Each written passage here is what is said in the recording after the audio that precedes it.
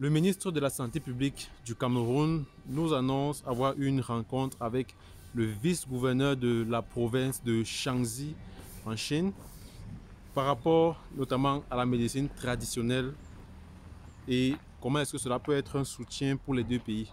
On en parle dans cette vidéo. Bonjour les amis, bienvenue sur Parlons de santé publique.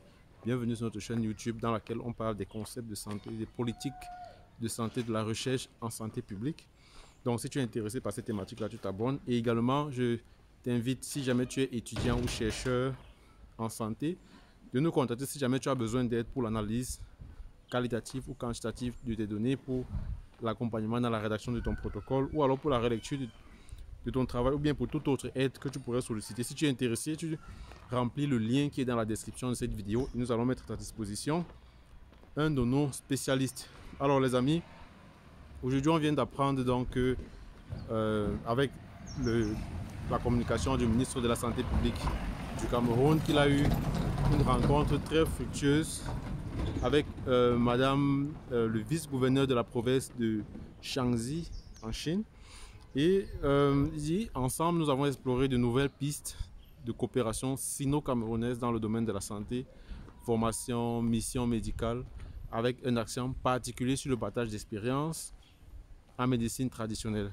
Il est important de rappeler que ce pont entre nos savoirs traditionnels est essentiel car le Cameroun, comme la Chine, a une forte potentialité dans ce domaine à faire valoir sur le plan continental et même mondial.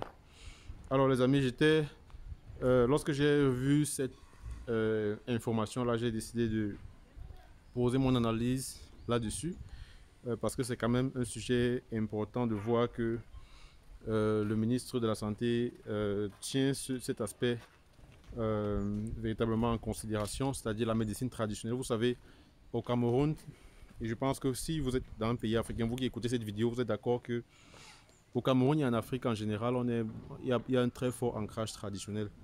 Vous voyez, de plus en plus, on parle de retour à la tradition, retour aux sources. Et cela ne s'observe pas seulement dans d'autres pans de la société, mais également dans le secteur de la santé, où les gens ont de plus en plus tendance, voilà, à retourner vers les pratiques qui étaient faites auparavant pour retrouver simplement un état de santé.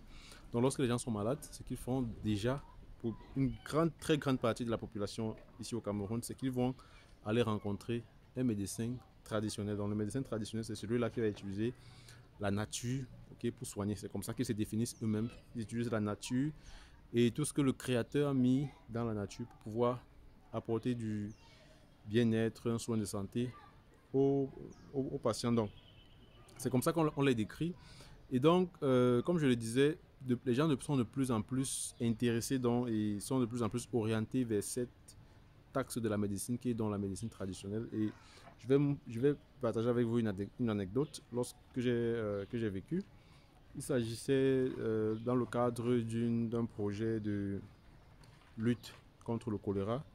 Euh, J'avais rencontré donc des acteurs qui étaient donc impliqués dans cette réponse-là. Et vous savez, dans une approche communautaire, il faut également se rendre vers ceux qui, dans la communauté, reçoivent généralement des patients qui viennent donc du choléra. Donc, dans ce cadre-là, j'étais allé rencontrer avec mon équipe un tradit praticien, donc on est allé rencontrer un tradit praticien, ok. Et ce tradit praticien-là, ce qui m'avait marqué, c'est qu'il recevait énormément de patients. Il recevait, je n'ai plus les chiffres en tête, mais ça doit être pratiquement plus de 2000 patients par mois. Vous imaginez, c'est pratiquement beaucoup plus élevé que certains grands hôpitaux, ok, ici au Cameroun. Donc, plus de 2000 patients. Et je vous parle là simplement d'un médecin traditionnel. Donc, pour vous dire à quel point est-ce que les populations font de plus en plus confiance à la médecine traditionnelle, donc aux guérisseurs traditionnels. Donc. Et ça, ce n'est que pour ce cas-ci. Vous imaginez le nombre de personnes donc, qui reçoivent, le nombre de guérisseurs traditionnels qui reçoivent des patients. Donc vous voyez que c'est important et le ministre de la Santé publique a raison de le faire, d'intégrer donc la médecine traditionnelle, les acteurs de la médecine traditionnelle donc dans les stratégies de prévention, de lutte contre la maladie. Donc si on veut faire face à une épidémie, que ce soit le choléra, que ce soit le coronavirus, que ce soit n'importe quelle épidémie, vous allez bien remarquer qu'on va intégrer ces acteurs-là qui reçoivent donc plusieurs patients, parce que même en termes de surveillance communautaire, en termes de surveillance épidémiologique, il faudrait intégrer tous les acteurs qui travaillent dans la chaîne de réponse. Donc, ça, c'est une anecdote. Et donc, vous voyez également de l'autre côté, on a la Chine qui est, comme tout le monde le sait, très ancrée dans les pratiques et les savoirs traditionnels. On parle toujours de médecine chinoise. Vous allez voir, on ne parle pas de médecine française, de médecine allemande, de médecine japonaise, mais on parle toujours de médecine chinoise pour vous montrer à quel point est-ce que la Chine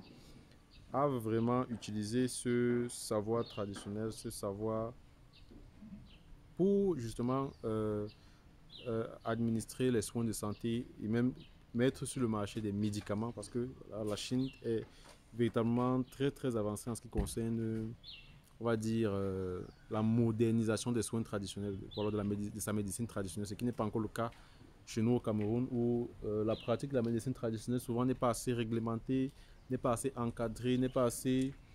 Voilà, il n'y a pas des protocoles qui soient reconnus, qui soient faits de façon scientifique. Donc, les guérisseurs traditionnels vont faire des actes traditionnels, mais qui ne reposent pas véritablement sur